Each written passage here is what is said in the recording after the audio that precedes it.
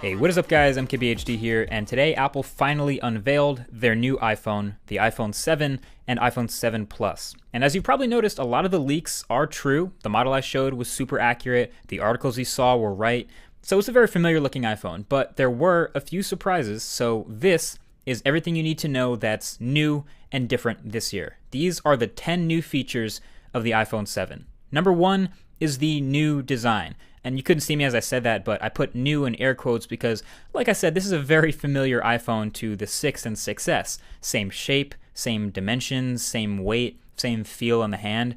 Looks like an iPhone, but with some subtle improvements, like the antenna bands on the back don't go across anymore, so there's a cleaner look to the top and bottom. And there's a new set of colors. You have your normal silver, your classic gold, and of course your pink/rose gold.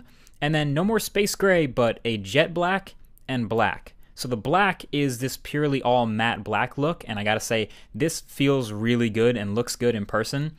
And then the jet black is a piano super glossy finish that I don't think I can seriously recommend to anyone. It looks good while you keep it clean, which is what they were doing here, but not only is it probably going to be the slipperiest iPhone of all time, but it's also gonna be super prone to fingerprints like Samsung phones, and scratches. This one I picked up in the demo area somehow already had micro scratches on it, so Apple knows of the issue and just recommends that you use a case, which I think is lame, so I'm going to be grabbing that matte black. Something about the stealth look just speaks to me. Number 2, the home button. The new home button on the iPhone 7 is actually really similar to Force Touch trackpads in the new MacBooks. It doesn't actually click anymore. It's a solid state glass button with pressure sensitivity that doesn't move. So there's a Taptic engine that's now behind the button, so when you firmly press it as if you were going home, it clicks. And it kind of feels like the whole bottom of the phone is clicking, so it's not identical to the feel of just the button press from before, so it may take some getting used to, but that is definitely new. Number 3, the iPhone 7 and 7 Plus are now officially water and dust resistant. Now, I might argue that the iPhone 6S and even the 6 might have been just as water resistant as this one, but now it's officially official, so it's rated to be able to survive being under 50 meters of water, which is a lot, so you can totally use it in the rain or shower with it or whatever. Number 4 is the new camera or cameras on the back. The iPhone 7 has a new 12 megapixel camera with f1.8 aperture, optical image stabilization on both phones, the 7 and the 7 Plus, and a couple other things like the new image processing chip, quad LED flash, and raw image capture, which is awesome, and a beautiful new big camera bump on the back of the phone. There's also a new 7 megapixel front-facing camera that actually looks a lot better than previous iPhones, so if you're into selfies, this is a real upgrade in that department. So that's neat and everything, but the real camera upgrade is in the bigger phone, the iPhone 7 Plus, which has 2 of these new 12 megapixel cameras, but with different lenses in front of each.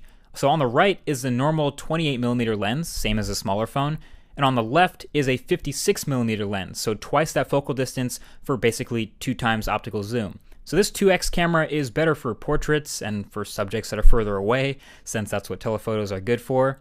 And in the camera software, there's also now a button to just switch actively between the lenses, so 1x zoom for the normal lens and 2x for the telephoto lens. And then there's even a slider sort of wheel that lets you smoothly use digital zoom to transition between them. We're even expecting an update to the software for the 7 Plus that will add a camera mode called Portrait that will add like a subtle blur to the background of your human subjects. So lots of interesting stuff in the camera that I'm hoping works as well as it seems. No doubt I'll be hitting that hard in the full review of this phone.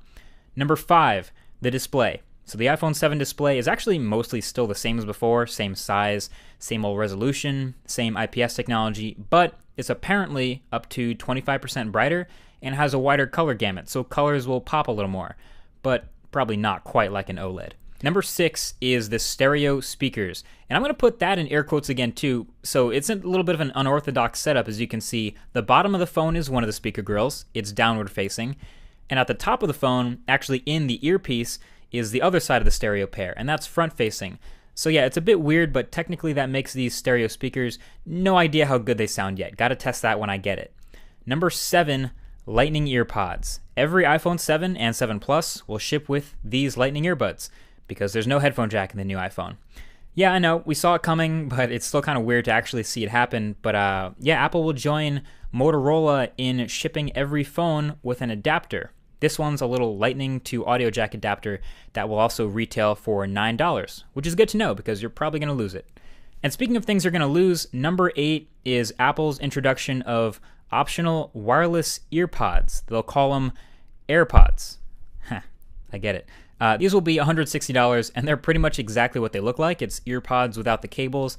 You kind of look like a cyborg while wearing them, but if earpods fit in your ears, then these will too, hopefully well enough to not fall out while you walk or run. Obviously, at that price tag, they're a tough sell, but people here seem to really like them. They demoed how to pair them super easily. Basically, they come in this little charging battery case, and it charges them, and all you have to do to connect is flip open the top of the case, and when you put them in your ears, it uses proximity sensors to automatically know they're being listened to, so it switches your audio on the fly. There's also a touch-sensitive back, so you can double tap to activate Siri and talk to her with the built-in microphones. So yeah, it's more than just an earpod without the wires. But yeah, $160. Your call on that one. Number 9 was a minor one, a small update to Apple Pay to work in Japan. And last but not least, number 10 is the new specs. The iPhone 7 has a new A10 Fusion chip inside, which is a few benefits: better performance with the CPU, and better GPU performance as well for better gaming. And it's a quad-core chip with 2 of those cores being lower power. So in theory, it's a more efficient chip that should give you an extra hour or 2 of battery life over the iPhone 6s and 6s Plus, in theory, allegedly. Either way, that's pretty much it for what's new. And my first impressions are that while it's pretty familiar, yeah, it's a nice piece of hardware. They killed the 16GB version finally, so now it starts at 32GB, and it's the same price, and it goes up to the 256GB version. My favorite upgrade, I'm going to say, is probably the camera, especially in the 7 Plus, which was the phone I was going to get anyway. And my biggest letdown, I would say, is the screen. When are they going to put an OLED display in the iPhone? Seriously, they got to do it eventually, right? I don't know. Either way, that's been it. Thank you for watching this early look at the new phones. Definitely share this video with anyone who would want to know what's good with Apple's new phones. And you should totally subscribe if you haven't already to be among the first to see the full review when that comes out, along with much more tech in between. Thank you for watching, and I'll talk to you guys in the next one. Peace.